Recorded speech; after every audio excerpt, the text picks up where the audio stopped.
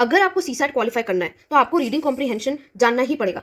25 to 30 question हर साल आते हैं। अगर आप पूरा क्वांट कर भी रहे हो तो 5 से 10 क्वेश्चन तो आपको एनीवेज आरसी के करने ही पड़ेंगे। That is why RC is very important. और अगर आप मुझे अभी अपने नेक्स्ट 15 मिनट्स दे देते हो और ये वीडियो को एंड तक देखते हो, आई गारंटी रीडिंग कॉम्प्रीहेंशन से रिलेटेड कोई भी डाउट आपका नहीं रहेगा।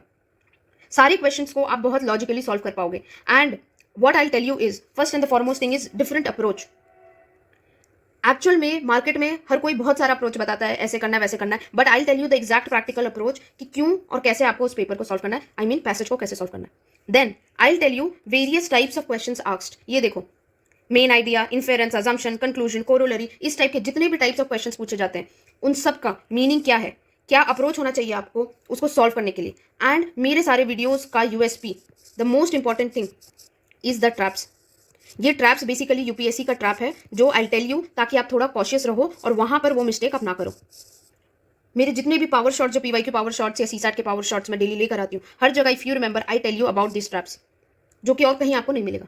सो just give me your next 15 minutes and I assure you reading comprehension will be a cake walk for you. सबसे पहले देखते हैं अप्रोच।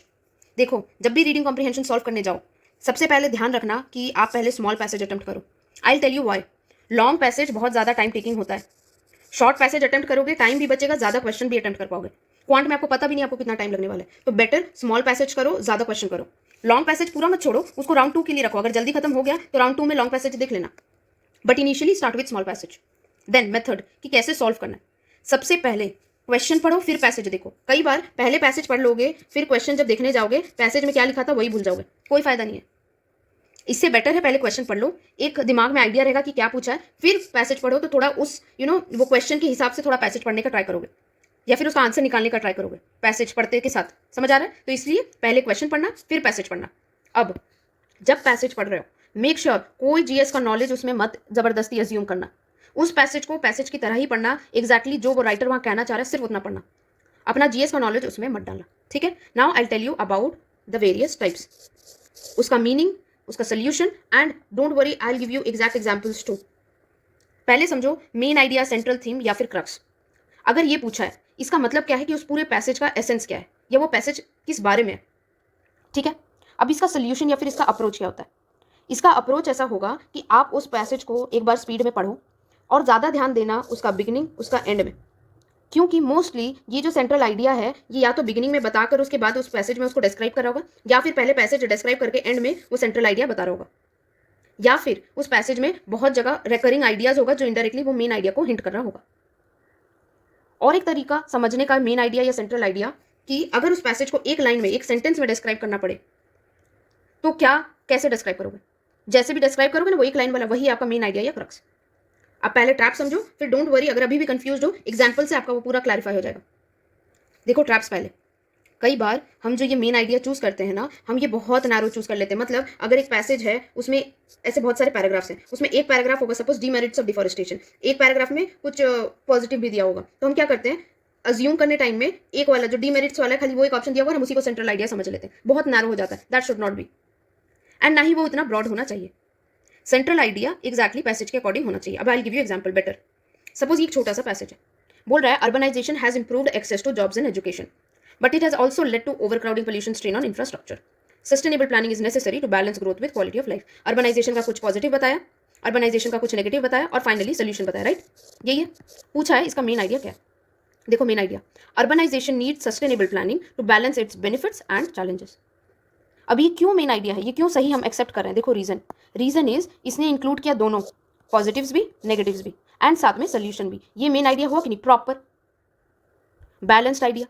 अगर ये सिर्फ एक पार्ट बोलता है, जैसे सपोज अगर कंक्लूजन, अगर मेन आइडिया बोलता सस्टेनेबल प्लानिंग इज नेसेसरी, तो हम बोलते नहीं, ये गलत है, because sustainable planning is necessary ये मेन आइडिया या सेंट्रल आइडिया नहीं है, ये बस एक पार्ट है, ये सिर्फ सोल्यूशन इंडिकेट कर रहा है। बट अगर इस पूरे पैसेज को एक लाइन में आपको डिस्क्राइब करना है, तो आप ऐसे ना बेस्ट डिस्क्राइब कर पाओगे। समझ आया? ये क्या हो गया, ये वाला बहुत नैरो हो गया। मैंने ऊपर बोला था ना ट्रैप, तो ये नैरो हो गया। अब देखो सेकंड है इन्फेरेंस। इन्फेरेंस एक तरह का कंक्लूजन ही होता है, बट ये कंक्लूजन ना पैसेज में एक्सप्लिसिटली या अलग से नहीं दिया रहता है, ये आपको लॉजिकली इन्फर करना पड़ता है। अब प्रॉब्लम क्या होता है, जो बड़ा ट्रैप है, इन्फेरेंस निकालने टाइम पे आप ना आउटसाइड नॉलेज, अपना खुद का जीएस नॉलेज यूज कर लेते हो, विच इज रॉन्ग। पैसेज के बाउंड्री में रहो और उसके बाद लॉजिक लगाकर इन्फर करो कि हाँ शायद ये बोलना चाह रहा है। अभी दूंगी एग्जाम्पल, एंड देखना एक्सट्रीम वर्ड्स ना हो। फॉर एग्जाम्पल देखो ये, डेस्पाइट गवर्नमेंट एफर्ट्स, ये एक पैसेज है, ठीक है, despite government efforts many rural schools lack basic infrastructure like electricity and toilets.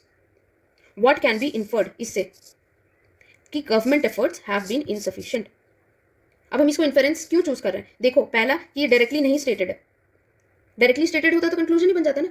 Inference क्या है? एक तरह का कंक्लूजन है जो पैसेज में डायरेक्टली नहीं लिखा है, बट हम लॉजिकली उसको इन्फर करेंगे। तो ये लॉजिकली इन्फर हो रहा है कि नहीं कि गवर्नमेंट का एफर्ट इनसफिशिएंट है, राइट? अब देखो थर्ड है अजम्पशन। अजम्पशन क्या होता है? अजम्पशन वो चीज होता है जो पैसेज में एक्सप्लिसिटली नहीं दिया है और वो हम टेकन फॉर ग्रांटेड लेते हैं। एक्चुअली हम नहीं, वो ऑथर टेकन फॉर ग्रांटेड लेता है कि हाँ जो भी पढ़ रहा है उसको तो ये बात पता ही है, और ऑथर क्या करता है? अपना डायरेक्टली आर्ग्यूमेंट दे देता है। अब आपको लग रहा हो कि अजम्पशन हम कैसे जानेंगे कि अजम्पशन सही है गलत है? तो इसका सबसे बेस्ट आइडिया है नेगेशन टेस्ट। क्या होता है? ये जो पैसेज है बहुत सारा लाइंस लिखा हुआ है, तो उसमें ये जो बहुत सारे लाइंस या आर्ग्यूमेंट्स जो रहता है, उस आर्ग्यूमेंट के पीछे एक छोटा सा अजम्पशन होता है जो डायरेक्टली राइटर या ऑथर नहीं बताता है, राइट? लेकिन जो अजम्पशन पूछ रहा है कि सपोज क्वेश्चन पूछा कि ये अजम्पशन सही है या नहीं, तो आप क्या करना, उस अजम्पशन को गलत, उसको ऑपोजिट करके देखना, ठीक है? मतलब जो स्टेटमेंट लिखा है उसको नोट करके उसको नेगेट करके देखना, एंड उसके बाद टेस्ट करना उस पैसेज में। अगर उसको नेगेट करने के बाद भी वो आर्ग्यूमेंट सही रह रहा है, इसका मतलब कि वो अजम्पशन गलत है। और अगर अजम्पशन को नेगेट किए और उसके बाद वो आर्ग्यूमेंट कोलैप्स हो गया, इसका मतलब कि वो जो अजम्पशन था वो करेक्ट था, राइट? वो अजम्पशन था बोल के वो आर्ग्यूमेंट सही होल्ड कर रहा था। जैसे ही मैंने अजम्पशन को नेगेटिव किया, आर्ग्यूमेंट गलत हो गया। समझ आया? तो ये नेगेशन टेस्ट हम लोग करते हैं अजम्पशन जानने के लिए। अभी सबसे बड़ा प्रॉब्लम या ट्रैप क्या होता है? हम कई बार अजम्पशन और इन्फेरेंस से कंफ्यूज हो जाते हैं। कैसे? मैं आपको एग्जाम्पल से के थ्रू समझाती हूँ। सपोज ये क्वेश्चन है, बोल रहा है online education should be promoted because it allows flexibility for students, ठीक है? अब इसमें बोलेगा is the following assumption correct, और स्टेटमेंट दिया है फ्लेक्सिबिलिटी इंप्रूव्स लर्निंग आउटकम्स। अब खुद सोच कर देखो कि ये अजम्पशन करेक्ट है या नहीं है। पहला चीज, अजम्पशन हिडन बिलीफ है और मतलब डायरेक्टली स्टेटेड नहीं है पैराग्राफ में, पैसेज में, राइट? अब इसको नेगेट करके देखो कि अगर flexibility does not improve learning, उसके बाद क्या ये पैसेज जो भी ये स्टेटमेंट है या आर्ग्यूमेंट क्या ये होल्ड कर रहा है? Online education should be promoted because it allows flexibility for students, पर अभी बोल रहा है कि फ्लेक्सिबिलिटी लर्निंग आउटकम इंप्रूव नहीं करता है। सपोज हम अजम्पशन ऐसे नेगेट करते हैं, तो फिर बताओ ऑनलाइन एजुकेशन को प्रमोट करने का जरूरत ही क्या है? तो ये पूरा आर्ग्यूमेंट फॉल्स हो गया कि नहीं? अगर हम अजम्पशन को नेगेट किए तो इसका मतलब कि ये अजम्पशन सही है, फ्लेक्सिबिलिटी इंप्रूव करता है लर्निंग आउटकम, तभी हम ऑनलाइन एजुकेशन प्रमोट कर रहे हैं। अगर ये नहीं प्रमोट करता तो हम प्रमोट ही नहीं करते, ये स्टेटमेंट ही गलत हो जाता। समझ आया? इस तरीके से हम टेस्ट करते हैं अजम्पशन को। डोंट वरी, मैं बाद में पीवाईक्यू के थ्रू भी आपको समझाऊंगी अगर आप अभी भी कंफ्यूज हो। उसके बाद आता है कंक्लूजन। कंक्लूजन क्या होता है? वो एक डिसीजन या फिर जजमेंट होता है जो वो ऑथर अपने पैसेज के थ्रू देता है। ऑथर का फाइनल स्टैंड ही है कंक्लूजन। और कंक्लूजन को पता करने का ट्रिक है, अगर बाय चांस उस पैसेज में डायरेक्टली आपको वर्ड्स मिल जाए देयरफॉर, दस, हेंस, इन कंक्लूजन, तो आप समझ लेना कि वो वाला ही पार्ट कंक्लूजन है। समझ आया? अब इसमें ट्रैप क्या होता है, कई बार हम जो मेन आइडिया, जो सेंट्रल आइडिया है, उसको कंफ्यूज हो जाते हैं और उसको सोच लेते हैं कि वो कंक्लूजन है, जो आपको नहीं करना है। फॉर एग्जाम्पल देखो, यहां पर बोला है air pollution is rising rapidly, it causes severe health issues and economic loss, therefore stricter emission norms are necessary. तो कंक्लूजन क्या है? देयरफॉर के बाद जो लिखा है that is stricter emission norms are necessary. जैसे आपको देयरफॉर हेंस दिख जाए तो उसके बाद जो लिखा है वही एक्चुअल में कंक्लूड करना चाह रहा है ऑथर। कई बार डायरेक्टली देयरफॉर हेंस ये वर्ड नहीं होगा। अगर ये वर्ड नहीं भी होता है तो आप उस पूरे पैसेज को पढ़ के ये गेस करना कि ऑथर का एट द एंड जजमेंट क्या है, वो कहना क्या चाह रहा है फाइनली। उनका कुछ तो एक स्टैंड होगा ना, पॉजिटिव नेगेटिव हर चीज़ बताकर कि फाइनली ऐसा करना है। That is the conclusion. समझ आया? अब जो मैंने बोला कि कंक्लूजन को, जो ट्रैप मैंने बताया कि उसको मेन आइडिया अलग है, कंक्लूजन अलग है। Main idea is different. अब यहाँ पर मेन आइडिया या क्रक्स अगर आपको बताना हो तो क्या होगा? सोचो, इसका मेन आइडिया इस पैसेज का होगा कि air pollution is detrimental to human beings या फिर is detrimental to human and economy, and so stricter emission norms are necessary और रिक्वायर्ड। समझ आया? इससे क्या होगा? मेन आइडिया ये क्यों होगा? क्योंकि ये हर चीज को एड्रेस कर रहा है जो भी इस पैसेज में बोला गया। लेकिन कंक्लूजन क्या है? खाली एंड वाला सोल्यूशन, खाली मेनली। समझ आया? ये डिफरेंस है। अब एक वर्ड सुनोगे, कोरोलरी। कोरोलरी मतलब होता है सेकेंडरी रिजल्ट। दैट इज, अगर आपको कोरोलरी जानना है तो पहले आप उस पूरे पैसेज में पढ़ के उसका कंक्लूजन जानो। एक बार आपको पता चल जाएगा कि उस पूरे पैसेज में कंक्लूजन क्या है, उसके बाद उस कंक्लूजन से जो फॉलो हो रहा है लॉजिकली, दैट इज कोरोलरी। ठीक है? कोरोलरी कंक्लूजन नहीं है, कंक्लूजन के बाद जो फॉलो हो रहा है। फॉर एग्जाम्पल ये देखो, बोल रहा है regular exercise improves cardiovascular health. इसका कोरोलरी क्या होगा? पहले समझो ध्यान से कि कोरोलरी क्या है। यहाँ पे स्टेटेड नहीं है, बट कंक्लूजन के बाद जो फॉलो करता है that is corollary. People who exercise regularly are less likely to suffer heart diseases. ये डायरेक्ट लॉजिकल एक्सटेंशन है कंक्लूजन का और एक्सप्लिसिटली स्टेटेड नहीं है पैराग्राफ इसमें पैसेज में, लेकिन नेचुरली फॉलो हो रहा है उससे। अगर सपोज मैं बोलती कि इसका कंक्लूजन क्या होगा, इसका कंक्लूजन क्या होता है, suppose regular exercise improves cardiovascular health, इसका कंक्लूजन क्या होगा, देयरफॉर या फिर hence we must exercise regularly. ये हो गया आपका कंक्लूजन। इस कंक्लूजन को जान गए तो आप ये कोरोलरी निकाल सकते हो, that is people who exercise regularly are less likely to suffer heart diseases. समझ आया कोरोलरी और कंक्लूजन के बीच में डिफरेंस। अब सिक्स्थ दैट इज इम्प्लीकेशन। एक बार आपको टाइप समझा दूं, फिर I tell you the tricks and PYQ and उसके बाद हमारा हो जाएगा, बट दीज आर इंपॉर्टेंट। अब समझो इम्प्लीकेशन। इम्प्लीकेशन का बेसिकली इतना ही मतलब है, समझ लो पूरा पैसेज पढ़ने के बाद, कि वो पैसेज क्या सजेस्ट करना चाहता है, वो क्या कहना चाह रहा है, कुछ एक सजेस्ट करना चाह रहा है या कोई इंपैक्ट या कोई कंसीक्वेंस वो बताना चाह रहा है, कुछ फ्यूचर के बारे में बताना चाह रहा है, दैट इज इम्प्लीकेशन। और इम्प्लीकेशन में सबसे बड़ा ट्रैप ये होता है कि आप पैसेज के बाहर जाकर आउटसाइड नॉलेज इंक्लूड करके उसके बेसिस पे गेस करते हो, और या फिर आपका इम्प्लीकेशन जो है आप मतलब वो जो ऑप्शंस में से एकदम स्ट्रॉन्ग या एक्सट्रीम इम्प्लीकेशन चूज करते हो। एक बार देखो ये एग्जाम्पल, जैसे कि ये question passage, the company has been continuously cutting cost and laying off employees, पूछ रहा है इसका इम्प्लीकेशन क्या होगा। इम्प्लीकेशन मतलब पैसेज इनडायरेक्टली क्या सजेस्ट करना चाह रहा है, राइट? तो इससे इनडायरेक्टली आप बताओ, क्या ये पैसेज ये इंप्लाई नहीं कर रहा कि the company may be facing financial trouble? कर रहा है ना ये इंप्लाई, इनडायरेक्टली पैसेज ये सजेस्ट कर रहा है, तभी तो ये कॉस्ट कटिंग हो रहा है, एम्प्लॉइज को ले ऑफ किया जा रहा है। समझ आया इम्प्लीकेशन? अब बहुत कोई आप में से जो कंफ्यूज हो रहे हैं, अभी मैंने आपको ट्रैप बताया था इम्प्लीकेशन में, याद रखना ट्रैप में मैंने क्या बोला कि इम्प्लीकेशन में एक्सट्रीम वाला इम्प्लीकेशन मत लेना, एक्सट्रीम या स्ट्रॉन्ग इम्प्लीकेशन गलती से ले लिए तो रॉन्ग हो जाएगा।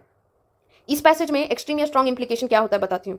सपोज लिखा होगा इम्प्लीकेशन में कि the company will go bankrupt, right?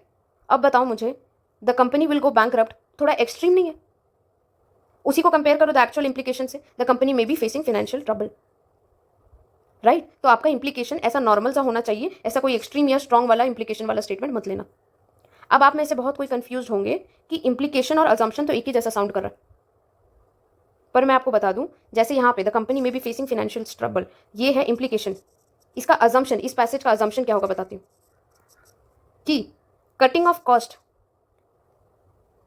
में रिड्यूस लॉसेस, ये एक अजम्पशन है, या फिर लेइंग ऑफ एम्प्लॉइज में reduce losses of the company, या can help company save money, ये है अजम्पशन। और इम्प्लीकेशन या ओवरऑल सजेशन क्या है कि कंपनी फाइनेंशियल ट्रबल में है। समझ आया? अब दो चीज जो इसमें मैंने लिखा नहीं था बट पूछा जाता है, दैट इज लॉजिकल, रैशनल या फिर pragmatic message and critical message. Critical message कहीं ना कहीं मेन आइडिया टाइप ही होता है, उसके साथ में आप थोड़ा सा ओपिनियन, क्रिटिसिज्म, कंसर्न या वार्निंग टाइप देते हो। इसको भी एग्जाम्पल से समझाऊंगी, डोंट वरी। एंड लॉजिकल या रैशनल मैसेज में मोस्टली आपका जो लॉजिकल या रैशनल मैसेज आप चूज करोगे ना, उसमें देखना थोड़ा सोल्यूशन ओरिएंटेड होता है, ठीक है? उसमें कुछ टास्क टाइप का रहता है। प्रैग्मेटिक मैसेज प्रैक्टिकल कुछ रहता है कि हाँ ऐसा करेंगे तो होगा, वैसा करेंगे तो होगा, इस टाइप का। फॉर एग्जाम्पल ये क्वेश्चन देखो, road accidents are increasing due to over speeding and poor enforcement of traffic rules, this leads to loss of lives and economic burden. इसका मोस्ट लॉजिकल और रैशनल मैसेज क्या है? इसका most logical और rational message मैंने आपको बोला था सोल्यूशन ओरिएंटेड होना चाहिए, प्रैक्टिकल होना चाहिए। तो इसलिए देखो, strict enforcement of traffic rules is necessary to reduce accidents. एक टास्क टाइप का है, एक सोल्यूशन दे रहा है, इस तरीके से फाइंड करते हैं। अभी पीवाईक्यू में भी आपको दिखाऊंगी। उसके बाद है क्रिटिकल मैसेज। क्रिटिकल मैसेज मतलब मेन आइडिया विथ थोड़ा सा ऐसा वार्निंग, कंसर्न टाइप का थोड़ा रहेगा। Despite rapid economic growth, income inequality has widened significantly, leaving large sections of society without access to basic opportunities. इसे पूछ रहा है क्रिटिकल मैसेज क्या है। क्रिटिकल मैसेज इसमें क्या होगा कि इकोनॉमिक ग्रोथ जो है it has failed to ensure equitable distribution of benefits. Indirectly highlight कर रहा है ना प्रॉब्लम या फिर फ्लॉ या फिर क्रिटिसिज्म या फिर एक कंसर्न। You getting it? अब हम लोग पीवाईक्यू के थ्रू देखेंगे, उससे पहले मुझे ट्रिक्स भी बताना है। अच्छा, वन लाइन समरी एक बार देख लो कि ये जो अजम्पशन होता है, अजम्पशन मतलब वो चीज जो पैसेज में नहीं लिखा है but that is taken for granted. Conclusion क्या होता है? ऑथर का स्टैंड, जो ऑथर प्रूव करना चाहता है। कोरोलरी क्या होता है? जो कंक्लूजन के बाद फॉलो करता है। एंड इम्प्लीकेशन क्या होता है? जो वो ऑथर हिंट कर रहा है या फिर सजेस्ट कर रहा है। ठीक है, ऊपर का एग्जाम्पल्स याद रखोगे तो कंफ्यूजन नहीं होगा, एक दो बार प्रैक्टिस करोगे सब सही हो जाएगा। ठीक है, अब very important are the tricks. मैं ये ट्रिक्स आपको पहले ही शॉर्ट्स में बता चुकी हूँ, अगर आपको स्किप करना है तो आप थोड़ा सा स्किप करके आप सीधा जंप कर सकते हो पीवाईक्यूज देखने में, नहीं तो एक बार ट्रिक समझ लो। देखो, अगर एंड मोमेंट में टाइम नहीं मिला और स्पीड में पैसेज 5-10 क्वेश्चन करना है तो क्या करना? सीधा ऑप्शंस देखना। अगर ऑप्शंस में extreme words only, all, never, always इस टाइप का कुछ दिख जाए, या फिर ऐसा कंप्लीटली, ऑटोमेटिकली, ड्रास्टिकली इस टाइप का वर्ड्स दिख जाए, तो वो 99% चांस है कि वो रॉन्ग ही होगा, उसको काटना, आगे बढ़ जाना। और अगर ऑप्शन में कैन, सम इस टाइप का मॉडरेट वाला, बैलेंस्ड वाला वर्ड्स दिखेगा, तो चांसेस है कि वो राइट होगा। ठीक है, अगर डबल कंफर्म करना है, अगर टाइम मिला बाय चांस कि एक बार और देख लेते हैं, सपोज सेकंड थर्ड राउंड है, 5-10 मिनट बचा है, अगर कंफर्म करना है तो एक बार पैसेज में भी देख लेना, 90% चांस होगा कि एक्सट्रीम वर्ड आपको पैसेज में मिलेगा ही नहीं। ये यूजुअली ना ऑथर क्या करते हैं, सॉरी ऑथर नहीं, जो क्वेश्चन बनाते हैं ना, वो लोग जानबूझ के एक्सट्रीम वर्ड डाल देते हैं ऑप्शंस में, पैसेज में ये एक्सट्रीम वर्ड आपको मिलेगा ही नहीं। अगर बाई चांस पैसेज में मिल जाए तो बात अलग है, बट 99% नहीं मिलता और एक्सट्रीम वर्ड्स रॉन्ग ही होते हैं। एग्जाम्पल यहाँ पे देखो, मैं ये पैसेज पूरा पढ़ूंगी नहीं, मैं सीधा आपको बता रही हूँ, what does the above passage imply. यहाँ देखो, resource based conflicts are always politically motivated, गया wrong. There are no political solutions again to resolve environmental and resource based conflicts, no political situation, again extreme. Environmental issues contribute to resource stresses and political conflict, एक normal सा statement है। Fourth वाला पढ़ो, political conflict based on identity और ideology can not be resolve, again extreme. Can not, all, always, सब। Can be resolve बोलता है, समझ में आता है, कैन नॉट, अगेन समझ आया। और अगर ये चारों को पढ़ो, सबसे इजी और एक स्टेटमेंट टाइप यही लग रहा है, जिसको गलत करना मुश्किल है, नॉर्मल लॉजिक से भी सही लग रहा है। ये क्वेश्चन देखो, मुझे नहीं पता क्या है passage, green economy is not possible without reusing critical minerals. GS का ही लॉजिक, जीएस में भी ये ट्रिक चलता है, नॉट पॉसिबल लिखा, अगेन रॉन्ग, एक्सट्रीम हो गया ना, कैन, मे बी, ऐसा कुछ लिखना चाहिए। Every sector of economy should adapt the reuse of material resources immediately, गया। Circular economy can be beneficial for sustainable growth, right हो सकता है क्योंकि कैन है सॉफ्ट स्टेटमेंट। फोर्थ वाला पढ़ो, circular use of material resources is the only option, again only word, गया। जो मैं बोल रही हूँ आप एक बार खुद से ट्राई करना। अब आता है सेकंड ट्रिक, वो है कि अपना खुद का, मैंने बोला आपको कि जीएस का लॉजिक नहीं लगाने, लेकिन जब ट्रिक लगा रहे हो तब आप जीएस का लॉजिक यूज कर सकते हो। एंड ये ज्यादा फायदा देगा जब क्वेश्चन में पूछा गया crux, main idea, critical message, इस टाइप का, इन सब में ज्यादा काम आता है। इसमें क्या करना है, पूरा देखो यहाँ पर ऑप्शंस पढ़ो, लिखा without opposition parties the administration in a democracy gets to become more responsible. खुद सोच कर देखो एक बार, ओपोजिशन पार्टी के बिना रिस्पॉन्सिबल बनता है या ओपोजिशन पार्टी रहने से रिस्पॉन्सिबल बनता है? ओपोजिशन पार्टी रहता है, क्वेश्चन पूछता है, तब ना रिस्पॉन्सिबल बनता है। तो जीएस के नॉलेज से ये फटाक से रॉन्ग हो गया। अब देखो, democracy needs to have revolutionaries in opposition to keep government alert. क्यों भाई, रेवोल्यूशनरीज तो नेसेसरी नहीं है, नॉर्मल जेंटलमैन होंगे, ढंग के लोग होंगे, थोड़ा नॉलेजेबल लोग होंगे तो भी काम चल जाएगा, रेवोल्यूशनरीज क्यों चाहिए वहां पे? Rulers in a democracy need the support of opposition for their political survival. जरूरी नहीं है अगर वो फुल ऑन मेजोरिटी से जीते हैं तो अगर उनको पॉलिटिक्स में सर्वाइव करना है, उनको ओपोजिशन का सपोर्ट का क्या जरूरत है? वो तो अपने में ही मेजोरिटी, जो मन में आया करेंगे और सर्वाइव भी करेंगे। In a democracy the opposition is indispensable for the balance of political power and good governance. सबसे सेंसिबल स्टेटमेंट, जीएस के लॉजिक से भी बिल्कुल करेक्ट, कि डेमोक्रेसी में ओपोजिशन हमें चाहिए ताकि ओवरऑल बैलेंस बना रहे फॉर गुड गवर्नेंस और पॉलिटिकल पावर के बीच, राइट। उसके बाद 2-3 PYQ से चेक कर लेते कि हमने जो जो किया है सब सही किया है या नहीं। देखो यहां पूछ रहा है सेंट्रल आइडिया क्या है। अब सेंट्रल आइडिया बताने से पहले एक बार आई रिक्वेस्ट यू ऑल कि अगर आपको समझ आ रहा है, अगर आपको अच्छा लग रहा है जो भी मैंने ये पढ़ाया है, तो प्लीज़ लाइक कर देना वीडियो को, बिकॉज मैंने ट्रस्ट में बहुत मेहनत से बनाया है ये। एंड अगर आपको जेन्युइनली अच्छा लग रहा है तो कमेंट में अपना फीडबैक ज़रूर देना। And please subscribe my channel ताकि आपको ऐसे और भी वीडियोज़ मिलते रहे। जल्दी आई कम अप विद सीसैट का ओवरऑल अप्रोच क्या होने वाला है, जब आप पेपर सॉल्व करोगे तो कितने क्वेश्चन अटेम्प्ट करने हैं और पहले किसको करना है, क्या करना है, आपका वो पूरा स्ट्रैटेजी एंड अलग अलग कस्टमाइज स्ट्रैटेजी भी आई टेल यू, ठीक है। एंड प्लीज़ शेयर, अगर आपको अच्छा लग रहा है तो आप अपने फ्रेंड्स के साथ उनको शेयर भी कर सकते हैं ताकि वो भी आकर देखें। अब ये पैसेज देखो, पूछ रहा है कि सेंट्रल आइडिया क्या होगा। मैंने क्या बोला था, पहले हम क्वेश्चन पढ़ेंगे, पढ़ा हमने क्वेश्चन, सेंट्रल आइडिया पूछा गया, अब हम पैसेज देखेंगे। पैसेज देखो, in our country regrettably teaching and learning for the examination have been our forte, but the new demands of society but the new demands of society in the future of work require करता है critical independent thinking, learning through doing, asking questions from multiple disciplinary perspectives on the same issue, using evidence for building arguments and reflecting an articulation. Higher education should not either be a mere servant of government policy or a passive respondent to public mood. Higher education is all about how to think rather than what to think. Teaching has to be reinvented. पढ़ लिया आपने पूरा? I hope आपको समझ आ गया। नहीं समझ आ रहा पॉज करके एक बार और पढ़ लो। बेसिकली ये पूरा पैसेज क्या बोल रहा है कि हमें अभी, अच्छा मैं वो अभी नहीं बताती हूँ आपको पैसेज क्या बोल रहा है, आप यहाँ पे ऑप्शंस पढ़ो।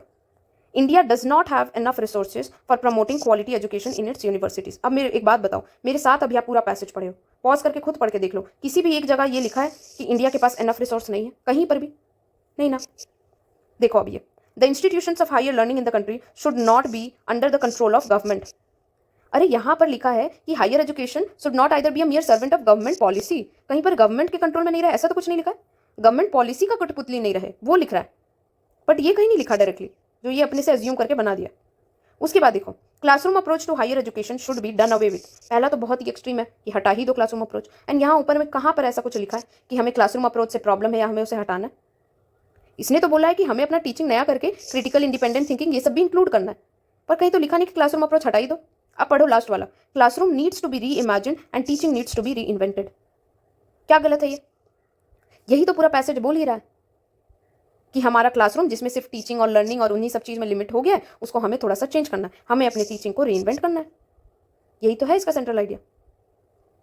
थोड़ा सा देखो सब्जेक्टिव होता है, बट आपको समझना पड़ेगा, प्रैक्टिस कर करके आ जाएगा। अभी देखो इसमें पहले देखेंगे, क्वेश्चन पूछ रहा है most logical rational and pragmatic message. ठीक है, पूरा पैसेज पढ़ो एक बार, पॉज करके पढ़ो अगर आप स्लो पढ़ रहे हो तो। बोल रहा है each state in India faces a distinctive set of challenges regarding the impact of warming but also offers its own set of opportunities भी, चैलेंजेस भी अपॉर्चुनिटीज भी हर एक स्टेट का, for reducing emissions depending on its natural resources. For example, coastal states need to take action to promote their shores from sea level rise, to protect their shores. Districts that are drier need to prepare for variable monsoon precipitation. Himalayan regions have their own unique challenges, and selected parts of peninsular India and offshore areas offer great opportunities for harnessing wind power. These various aspects need to be considered for developing clear and sustainable goals for the future. Basically पूरा passage का मतलब क्या था? अब central idea पूछा नहीं तो मैं बस बता रही हूँ कि इस पूरे पैसेज का मतलब क्या था कि हर एक स्टेट का अपना अपना चैलेंजेस है, अपना अपना अपॉर्चुनिटीज है, और इसीलिए हमें इन सबको कंसिडर करना पड़ेगा ताकि हम ओवरऑल एक अच्छा डेवलपमेंट या सस्टेनेबल गोल का सोच रहे हैं तो हमें ये हर वैरायटी को, हर डाइवर्सिटी को कंसिडर करना पड़ेगा। यही बोल रहा पूरा पैसेज। अब पढ़ो पहला वाला statement, the mitigation and adaptation strategies to tackle the climate change is essentially the responsibility of each state. कहाँ लिखा है?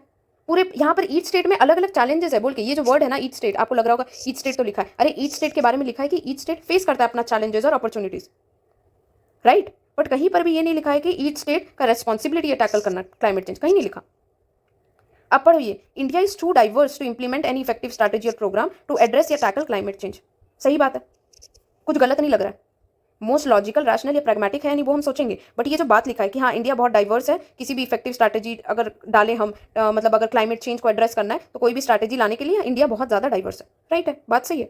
अब पढ़ो third statement, it is basically the responsibility of the union government to implement the climate action plans and ensure net zero emissions. कहाँ लिखा है बताओ यहाँ पे कि यूनियन गवर्नमेंट का रिस्पॉन्सिबिलिटी? यहाँ बस लिखा है कि हर एक स्टेट का अलग अलग है, बट यूनियन गवर्नमेंट का रिस्पॉन्सिबिलिटी भी तो नहीं लिखा है कहीं पे, ये अगेन अपना मनमर्जी बोल दिया ये। अब पढ़ो लास्ट वाला, India needs to formulate effective climate change mitigation and adaptation strategies at the state और regional level. अब मुझे एक बात बताओ, मैं बोल रही हूँ ये स्टेटमेंट राइट है कि हाँ इंडिया डाइवर्स है टू इंप्लीमेंट कोई भी इफेक्टिव स्ट्रैटेजी, लेकिन आपको याद होगा मैं आपको बोली थी कि मोस्ट लॉजिकल रैशनल मैसेज हमेशा सोल्यूशन ओरिएंटेड होना चाहिए। अब इन दो में बी और डी में देखो किसमें सोल्यूशन, किसमें दिया कि हाँ हमें ये करना है, देखो डी को देखो, लिखा India needs to formulate effective climate change mitigation या फिर अडेप्टेशन स्ट्रैटेजी। कोई एक टास्क को कोई एक सोल्यूशन बता रहा है ना, और पूरा देखो, पूरा मैसेज पूरा पढ़ोगे ना पैसेज, क्लियरली समझ आएगा कि बस यही तो बात है, किसी एक का रिस्पॉन्सिबिलिटी के बारे में कहीं पर भी नहीं लिखा है, सब जगह बस यही बोला है कि थोड़ा सा स्मार्टली प्रिपेयर करना है, सारे स्टेट्स को, डाइवर्सिटी को ध्यान में रखकर हमें इफेक्टिव स्ट्रैटेजी बनाना है, बस समझ आया? तो यही था PYQ। So I am Smriti Agarwal, and अगर आपको ये PDF चाहिए, जो भी मैंने आपको टाइप्स ऑफ क्वेश्चंस बताया उसका एक्सप्लेनेशन दिया, उसका PDF चाहिए तो you can join my Telegram channel, जिसका link I will share in the pinned comment, या फिर आप डिस्क्रिप्शन में भी जाकर, ये जो मैंने वीडियो डाला है इसके डिस्क्रिप्शन में भी जाकर देख सकते हो। बाकी आई रिक्वेस्ट यू ऑल, अगर आपको अच्छा लग रहा है please hit a like and मुझे आपका फीडबैक बताना कमेंट में, so that I will get to know ना कि मैं कैसे पढ़ा रही हूँ, आपको समझ आ रहा है नहीं आ रहा है। एंड अगर कोई डाउट्स है तो भी आप मुझे कमेंट में बताना। मुझे तो लगता है कि मैंने आपका सारा रीडिंग कॉम्प्रिहेंशन में स्पेशली जो भी डाउट्स होगा आई हैव टोल्ड यू, फिर भी डाउट है तो आप मुझे बताना, I will try to clarify that, and if possible subscribe to this channel. Okay, thank you everyone, happy studying.